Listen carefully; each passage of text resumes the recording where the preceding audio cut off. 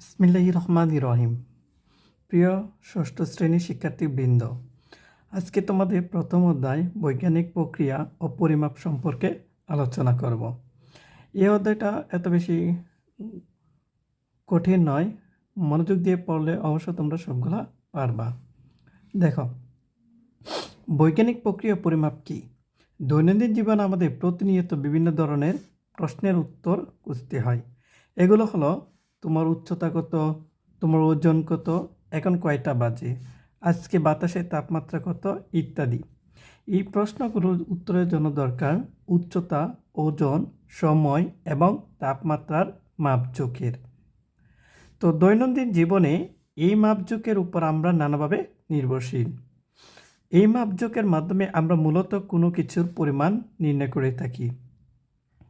তো এই পরিমাণ নির্ণয় করার জন্য আমাদের এই অধ্যায়ে সব কিছু বিস্তারিত রয়েছে। তো আসো দেখো, এই অধ্যায় শেষে আমরা কি কি শিখতে পারি।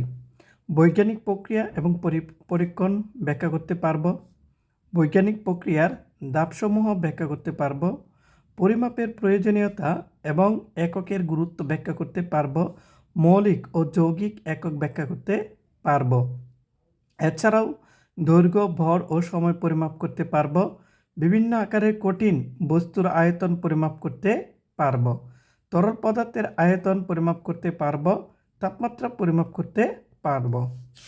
তাহলে চলো আমাদের পার্ট একে কি আছে সেটা দেখি। তো পার্ট একে আছে যে বিজ্ঞান কি। আসলে বিজ্ঞান কি? বিজ্ঞান ইংরাজি কি? বিজ্ঞানের ইংরাজি হলো সায়েন্স। বিজ্ঞান শব্দটির অর্থ হলো বিশেষ জ্ঞান। যদি প্রশ্ন আসে যে বিজ্ঞান কি, বিজ্ঞান শব্দটির অর্থ কি, তাহলে বিজ্ঞান শব্দটির অর্থ হলো বিশেষ জ্ঞান। তাহলে জ্ঞান কি? কোনো বিষয়ে তথ্য, উপাত্ত ও দক্ষতা এবং সেই বিষয়ে সম্বন্ধে উপলব্ধি এইসব মিলিয়েই হয় সেই বিষয়ে জ্ঞান। তাহলে আবারও বলতে পারি তাহলে বিজ্ঞান কি? বিজ্ঞান হলো প্রকৃতি ও নানা প্রাকৃতিক ঘটনা সম্বন্ধে জ্ঞান। এছাড়াও জ্ঞান যেমন বিজ্ঞান, জ্ঞান অর্জনের প্রক্রিয়াও বিজ্ঞান। তো বৈজ্ঞানিক প্রক্রিয়া কিছু ধাপ রয়েছে। প্রথমে তোমাকে কি করতে হবে? সমস্যা বা প্রশ্ন নির্বাচন করতে হবে। এরপর বিদ্যমান তথ্য সংগ্রহ, সম্ভাব্য ফলাফল অনুমান, পরীক্ষণ ও পর্যবেক্ষণের পরিকল্পনা এবং উপাত্ত সংগ্রহের উপকরণ তৈরি, পর্যবেক্ষণ ও উপাত্ত সংগ্রহ, ফল প্রকাশ, সম্ভাব্য ফলাফল গ্রহণ বা বর্জন, প্রাপ্ত উপাত্ত বিশ্লেষণ। তারপর চলে যাব পার্ট 2 থেকে 3, অর্থাৎ কি? পরীক্ষণ। এই টপিকটা এত বেশি ইম্পর্টেন্ট না, জাস্ট কয়েকটি শব্দ জানলেই বুঝতে পারবা। তো পরীক্ষণ হলো বিজ্ঞানে নতুন জ্ঞান পাওয়ার একটি গুরুত্বপূর্ণ পদ্ধতি। যদি বহুনির্বাচনী প্রশ্নে আসে যে পরীক্ষণ কি, তাহলে তোমরা বলবা যে বিজ্ঞানের নতুন জ্ঞান পাওয়ার একটি গুরুত্বপূর্ণ পদ্ধতি হলো কি? পরীক্ষণ। ওকে, তো পরীক্ষণ করার জন্য আমাদের কি কি দরকার?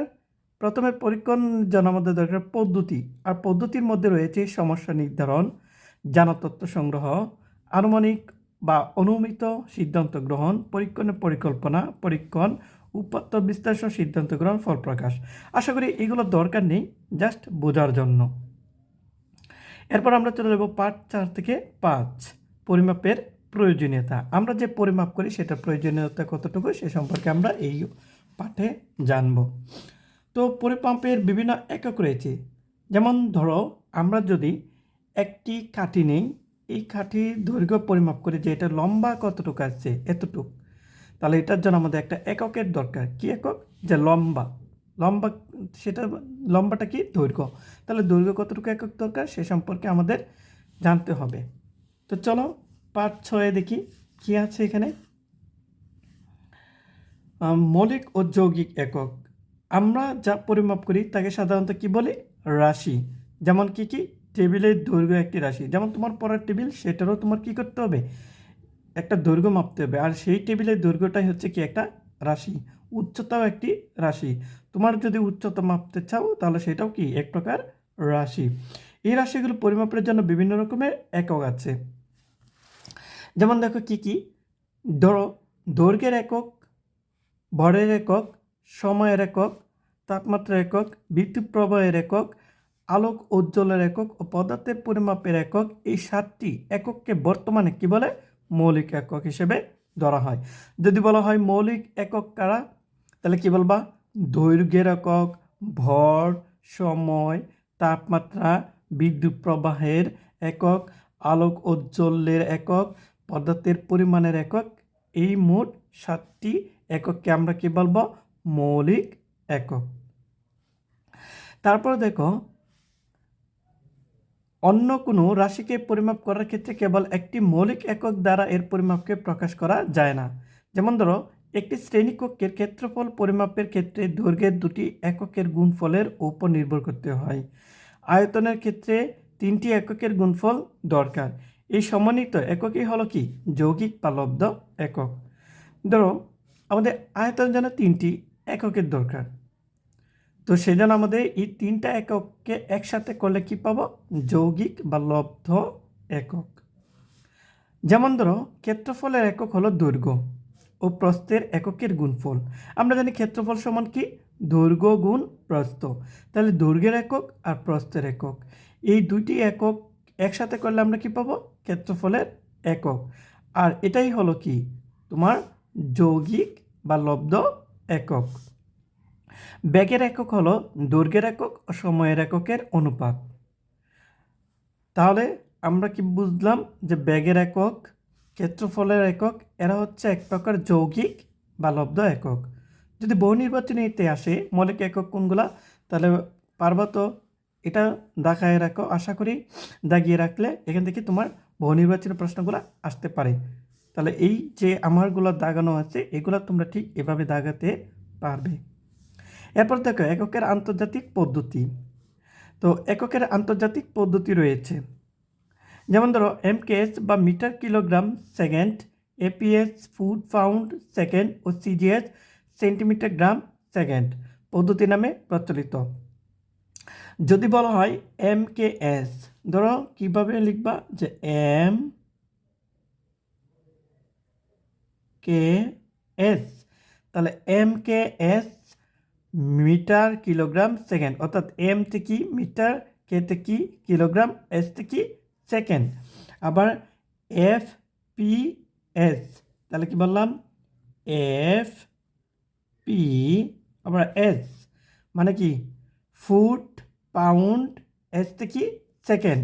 আবার সিজিএস, তাহলে সি জি এস, সিতে হলো সেন্টিমিটার, জিতে হলো গ্রাম, এসতে কি? সেকেন্ড। এই পদ্ধতি নামে পরিচিত। এসআই বা ইন্টারন্যাশনাল সিস্টেম অফ ইউনিট বলা হয়। এসআই কি বলা হয়? এস আই, ধরো এস আবার কি?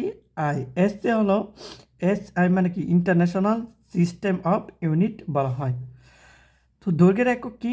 মিটার। তাহলে আমরা কিছু এককের নাম জানি, যেমন দৈর্ঘ্যের একক মিটার, ভরের একক কিলোগ্রাম, এরপর সময়ের একক সেকেন্ড, তাপমাত্রার একক কেলভিন, বৈদ্যুতিক আধানের একক কুলম্ব, আলোক উজ্জ্বলের একক ক্যান্ডেলা ও পদার্থের পরিমাণের একক মোল।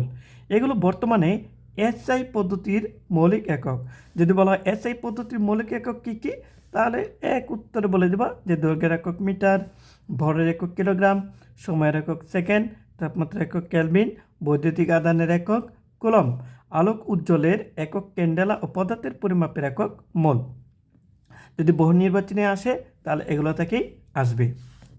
তারপর দেখো, আমরা কিছু এককের কিছু পার্থক্য আছে কীরকম দেখো। 1 কিলোমিটার সমান কত মিটার?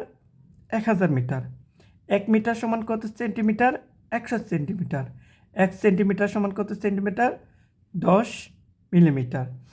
এগুলো একটু তোমরা মনোযোগ সহকারে পড়লে আশা করি কোনো ধরনের বহু নির্বাচনে আসলে তোমরা সহজেই উত্তর করতে পারবে।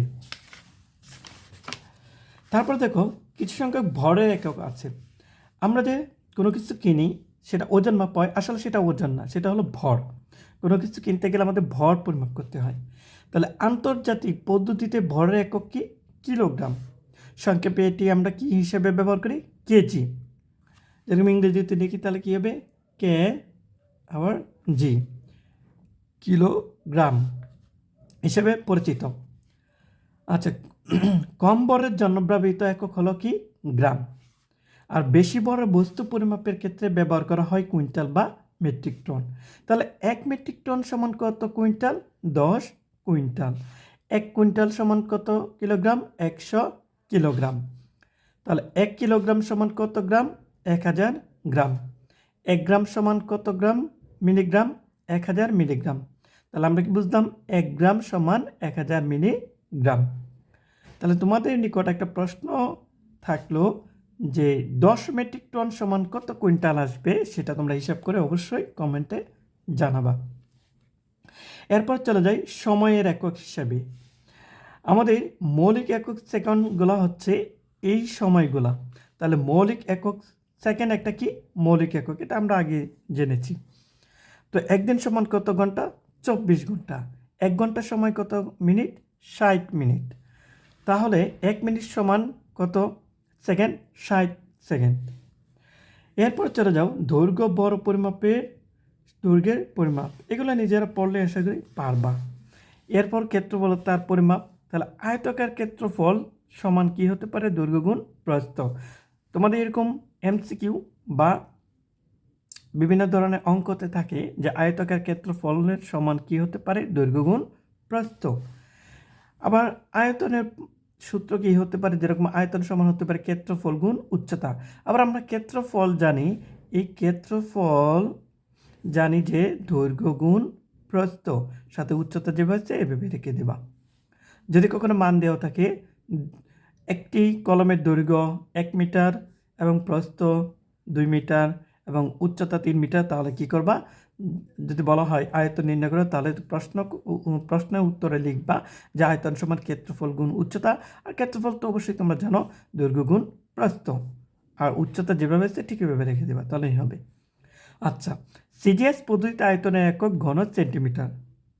তাহলে আয়তনের একক কি? ঘন সেন্টিমিটার। ঠিক আছে, বা একে সংক্ষেপে সিসি বা কিউবিক সেন্টিমিটার বলে। যদি বলা হয় সিসি, এই সিসি পূর্ণরূপ কি? তাহলে কিউবিক সেন্টিমিটার। আর ঘন সেন্টিমিটার আমরা এভাবেও লিখতে পারি সেন্টিমিটার কিউব, তাহলেই হবে। ঠিক আছে, আচ্ছা। এরপর দেখো বিভিন্ন আকারে কঠিন বস্তুর আয়তন পরিমাপ। এগুলো নিজেরা অবশ্যই পড়ে নিবা, তাহলেই হবে। আর তরল পদার্থের আয়তন নির্ণয়। তাহলে তাপমাত্রা পরিমাপের আন্তর্জাতিক একক হলো কেলভিন। যদি প্রশ্ন আসে বহু নির্বাচনী বা জ্ঞানমূলকে যে তাপমাত্রা পরিমাপের একক কি, তাহলে কি বলবা? তাপমাত্রা পরিমাপের আন্তর্জাতিক একক হলো কেলভিন। তাহলে এই হলো তোমাদের প্রথম অধ্যায়ের উপর শেষ অর্থাৎ ক্লাস। আজকের জন্য এই পর্যন্তই থাকলো। আগামী ক্লাসে আমরা অবশ্যই দ্বিতীয় অধ্যায় জীববিজ্ঞান জীবজগৎ পড়ব।